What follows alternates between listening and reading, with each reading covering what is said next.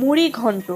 সাধারণভাবে মুড়িঘণ্ট বলতে মাছের মাথা ও মুগ ডাল দিয়ে যেটা হয় সেটা বোঝায়, কিন্তু আজ আমি আপনাদের করে দেখাবো গোবিন্দভোগ চাল দিয়ে চালের মুড়িঘণ্ট। এটি একটি সাবেকি রান্না। আমি আমার দিদার হাতের মুড়িঘণ্ট খেতে খুবই পছন্দ করি, আর ওনার থেকেই আমার এই রান্নাটি শেখা। কিভাবে আমার দিদা এই রান্নাটি করতো সেটি আজকের আমি আপনাদের সাথে শেয়ার করব। বাই দ্য ওয়ে, আমি মৌ, আপনাদের সকলকে আমার চ্যানেলে স্বাগত। আজকের এই চালের মুড়িঘণ্ট করতে আমার যে উপকরণগুলি লাগবে সেগুলি হলো মাছের মাথা।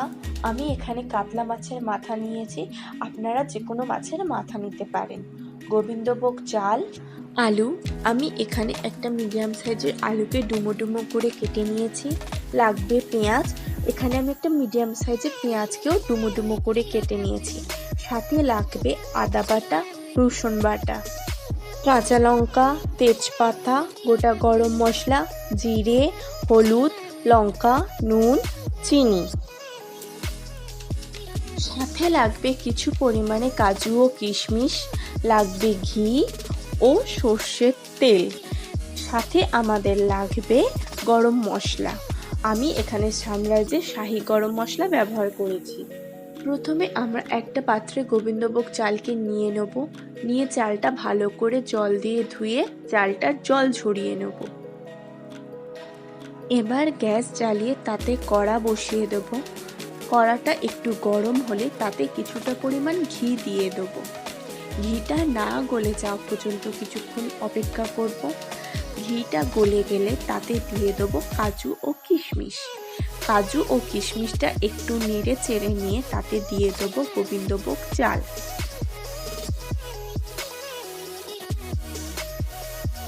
গোবিন্দভোগ চাল দিয়ে কিছুক্ষণ নেড়ে চেড়ে নেব। হালকা ভাজা ভাজা হয়ে গেলে চালটাকে তুলে নেব। এবার ওই কড়াতেই দিয়ে দেব সর্ষের তেল। সর্ষের তেলটা গরম হয়ে যাওয়া পর্যন্ত অপেক্ষা করব।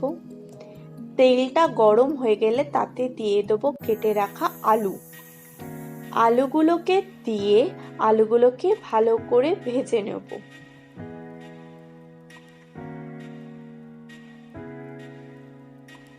আলুটা ভাজার জন্য আমরা এতে কিছুটা পরিমাণ হলুদ গুঁড়ো দেব।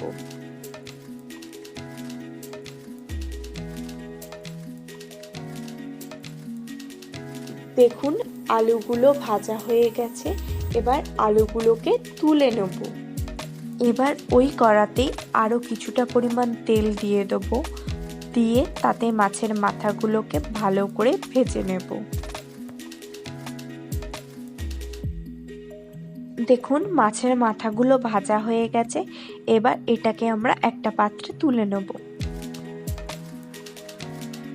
এবার ওই তেলেই দিয়ে দেব তেজপাতা, গোটা গরম মশলা ও জিরে। দিয়ে আমরা কিছুক্ষণ নেড়ে চেড়ে নেব। এবার এতে দিয়ে দেব আগে থেকে কেটে রাখা পেঁয়াজ। পেঁয়াজটাকে দিয়ে এটাকে আমরা ভালো করে নেড়ে চেড়ে হালকা ভেজে নেব। হালকা ভাজার জন্য আমরা এতে কিছুটা পরিমাণ নুন দিয়ে দেব। এবার আমরা এতে দিয়ে দেব আদা বাটা ও রসুন বাটা। আদা বাটা ও রসুন বাটা দিয়ে আমরা আবারও কিছুক্ষণ ভেজে নেব। কিছুক্ষণ ভাজা হয়ে গেলে এতে আমরা দিয়ে দেব আগে থেকে ভেজে রাখা আলুগুলো। আলুগুলো দিয়ে আমরা এটাকে আবারও কিছুক্ষণের জন্য ভেজে নেব।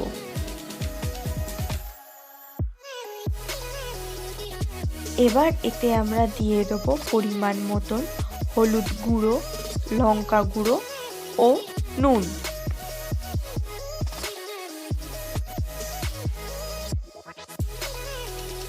সবগুলো দিয়ে আমরা এগুলোকে ভালো করে নেড়ে চেড়ে নেব। নিয়ে এবার এতে দিয়ে দেব আগে থেকে হালকা করে ভেজে রাখা চাল, কাজু ও কিশমিশ। কিছুক্ষণ নেড়ে চেড়ে নেব।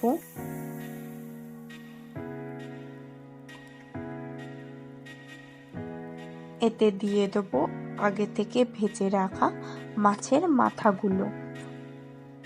মাথাগুলোকে খুন্তি দিয়ে হালকা করে ভেঙে দেব।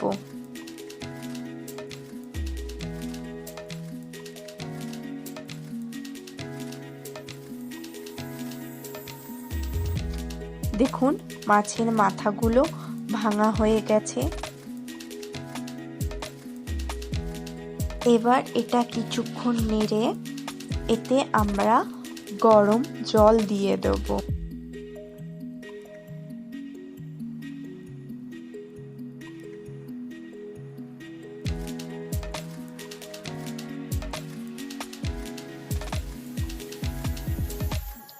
এবার এতে আমরা দুটো কাঁচা লঙ্কা দিয়ে ঢাকনা দিয়ে দেব।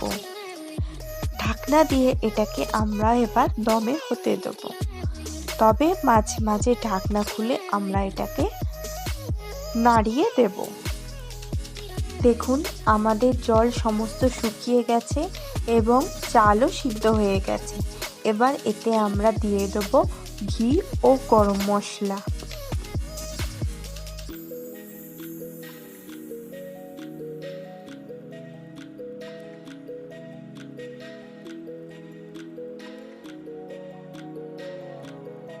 দেখুন তৈরি হয়ে গেছে গোবিন্দভোগ চালের মুড়ি ঘন্ট।